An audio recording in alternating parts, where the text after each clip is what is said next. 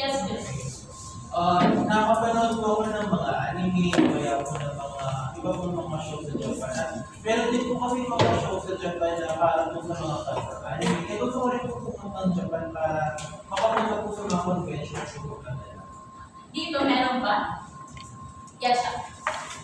Katulad na yung K-pop po, pandin po kasama ng K-pop. So, parang nagustuhan ko po na pinaharap ko rin po makapunta na South Korea para makita sila. Ayan, so maraming salamat. Yes. So, mahilig din si Teacher Kuya sa K-pop. No? Ang binigay ninyong halimbawa ay isang halimbawa ng pag-angat ng turismo. Bakit? Dahil kapag gumamit tayo ng mga ideya, produkto o serbisyo, minsan, dahil sa kagustuhan natin malaman pa kung paano ito nabuo, pinupuntahan natin yung mismo lugar na baka. At sa pamamagitan ng pagpunta natin sa mga lugar na yun, tumataas ang turismo. At sa pagtaas ng turismo, ano nagkakaroon? Tumataas din yung mga lokal na negosyo na nakakatulong lalo-lalo na sa pagtaas din ng turismo. Ayan naman, next ay ang pagpapahalaga sa kultura at tradisyon. Sa pag-angat ng turismo, pwede po magbigay na ng example ng Philippine context kasi po puro tayo kanina naman. Halimbawa na lamang, no? Kung si Teacher Claire, ang mahilig ako sa ube. Saan ba madalas nakikita ang ube? Saan ba madalas na kita ang mga produkto ng ube? Sa? Halo-halo. Ay, no, tama naman sa halo-halo, pero madalas din ito nakikita sa Baguio. Pero dahil sa sobrang nagustuhan ni Teacher Claire yung ube, dahil nagustuhan ni Teacher Claire ang ube, pumunta siya sa Baguio na madalas nakikita ang mga ube. At sa pamamagitan ng pagpunta ni Teacher Claire, sa tingin niyo tumataas ba yung turismo? Yes. Tama, tumataas. Susunod naman ay ang pagpapahalaga sa kultura at tradisyon. Di ba sa globalisasyon, madalas na dahil sa sobrang paggamit natin ng mga global na ideya, produkto, minsan nakakalimutan natin yung kultura at tradisyon na meron tayo. Pero, dahil nasa konsepto ng lokalisasyon, Teacher, yung about sa halo-halo. Lokalisasyon po ba, may tuturing po ba natin lokalisasyon yung halo-halo na may Oreo? tama, matuturing din natin itong halimbawa ng lokalisasyon dahil ang Oreo ay nagmula sa ibang bansa. At dahil inangkop natin ito sa konteksto natin, ginamit natin ang halo-halo na nagmula sa atin. Naintindihan ba? Please have a mabuti? Ayan. So, ito naman ay pagpapahalaga ng kultura at tradisyon. Gaya ng sinabi ni Teacher Claire, na minsan sa paggamit natin ng globalisasyon, nakakalimutan natin ang kultura at tradisyon, di ba? Minsan nagkakaroon tayo ng colonial mentality na ay, mas maganda yung produkto na nanggaling sa ibang bansa. Ay, mas maganda yung nilikha na ganitong bansa.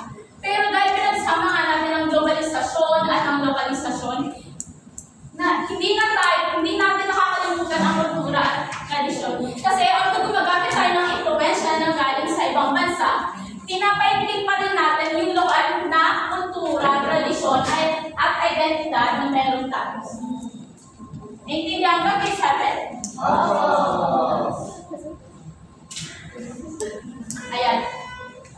Teacher, meron po ba kayo alam na sample na kanta ng globalisasyon po? Globalisasyon,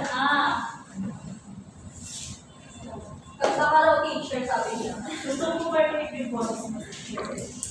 Ganda ng globalisasyon. Pwede po ba rin yung mga kanta ko na sinasabi niyo? Maaari din sa halimbawa doon dahil ang kantang ito, di ba, ang pinagsali natin na kantang ito ay nagmula sa lokal na konteksto. At ngayon ay inangkop natin sa lokal na konteksto sa pamamagitan ng paggamit natin ng lingwaheng Pilipino. Ngayon, ano nga ba ang halimbawa ng kanta? Wait, mag-iisip si Teacher Claire, ano nga ba? Baka may naiisip kayo, pero pwede pakanta kayo sa Claire.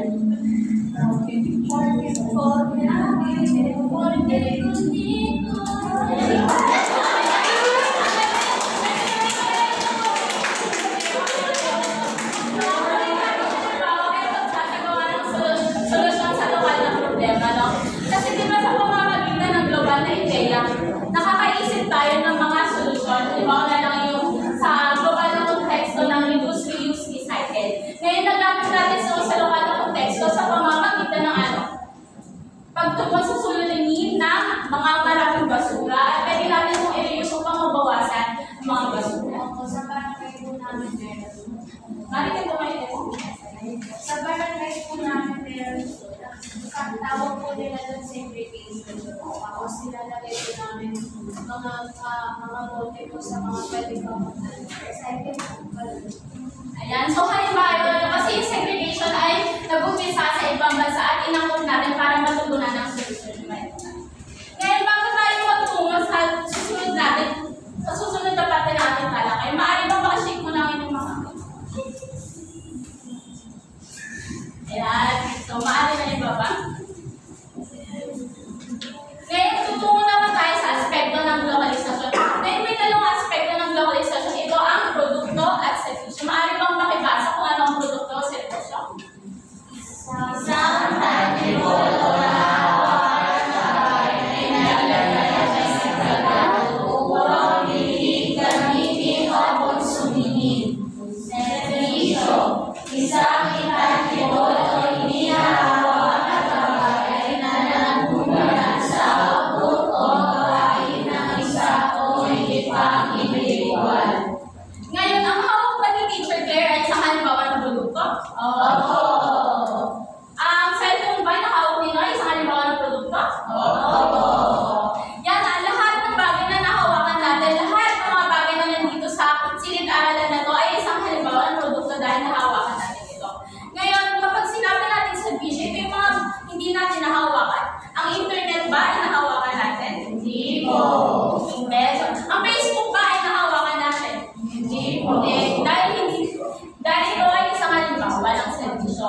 Ngayon, tunong muna tayo sa kung ano ba yung halimbawa ng mga produkto o servisyo.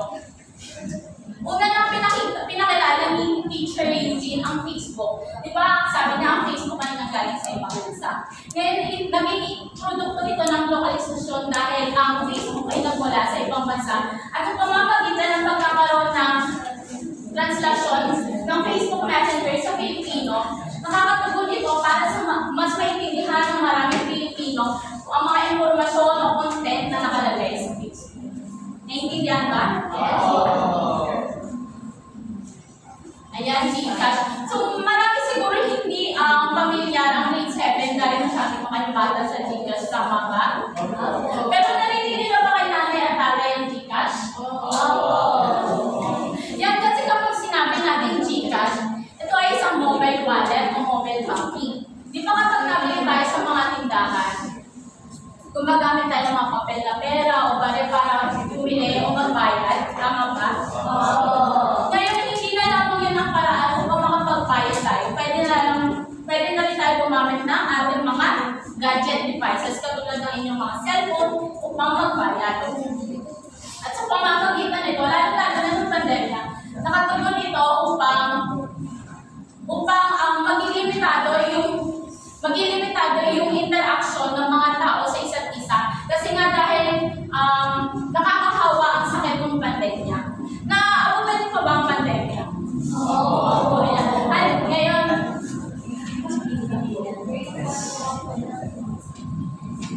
susunod naman ay ang consult ka MD. Ngayon muna dito ito ay isang halimbawa ng telemedicine na kung saan kaya na natin tumawag mula sa telepono ng sa mga doktor o medical professional ng kanilang pwede na tayong tumawag sa kanila at sabihin, Dok, ano ba yung, Dok, may nararamdaman akong ganito, kailangan ko ng prescription ng ganito. Sa pamamagitan doon, nakatulong iyon para lalo-lalo na sa mga libreng na lugar na hindi masyadong naaabot ng mga medical services. Sa pamamagitan doon, pwede rin sabihin ng mga doktor kung ano yung maaari nilang gawin ng first aid.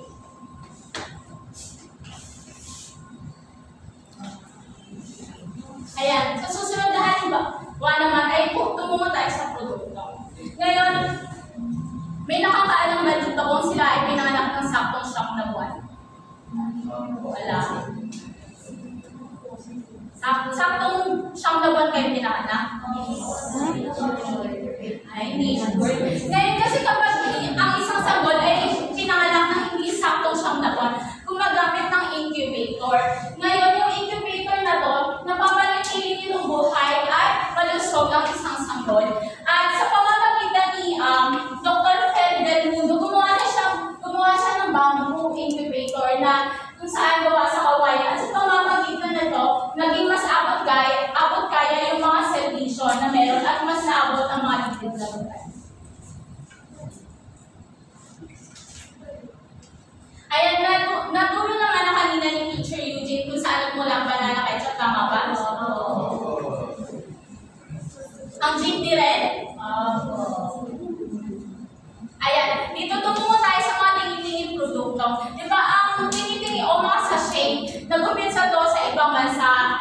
At niangkop natin to sa lokal na konteksto sa pamamagitan ng mga shampoo, kape, sabon, at gatas.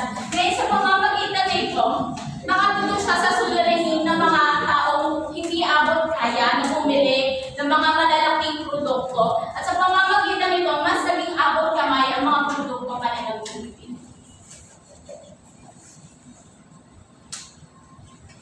Ito, isa pang halimbawa ay ang souvenir ng kagamitan. Kung saan ang ideya ng pag-uwi ng mga souvenir sa ibang bansa ay nagmula sa Europa. At sa pamamagitan nito, nakatulong siya sa mga lokal na artisa ng mga Pilipino, katulad ng paggawa ng mga pinya, ang baka, at iba pang lokal na materyales upang magamit nila ito at lumago din ang kanilang mga negosyo.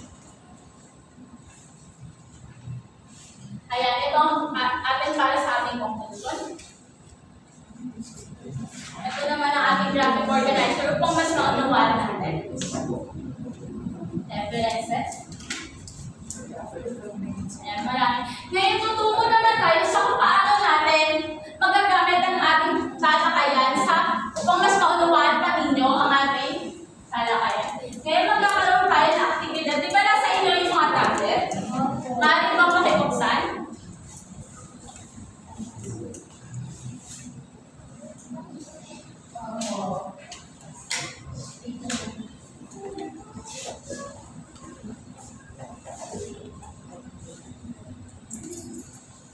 Ayan. Para sa ating aktibidad, magkakaroon tayo ng dalawang grupo. Ito ang unang grupo at ito ang ikalawang grupo. Ngayon, ang gagawin niyo lamang ay pipili kayo mula sa 10 halimbawa ng issue at gagawa kayo ng produkto o serbisyo upang matugunan ito. Naintindihan ba may 7? Opo. Ayan. Ito pala ang ating QR code.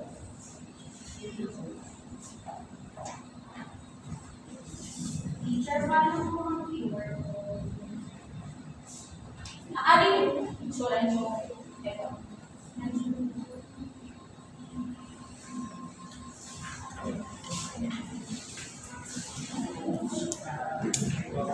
Thank you po, teacher.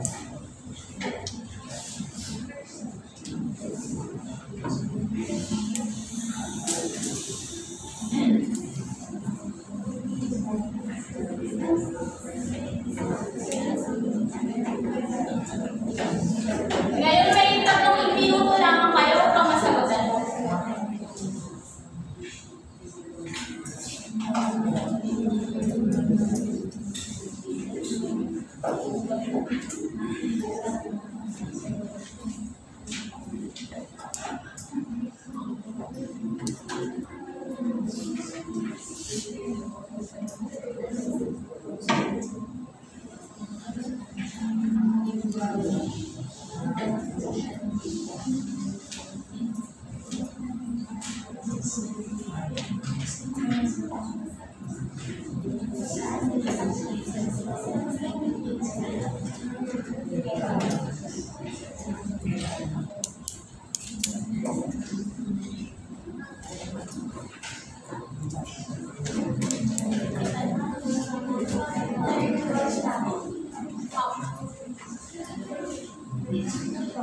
Okay lang naman.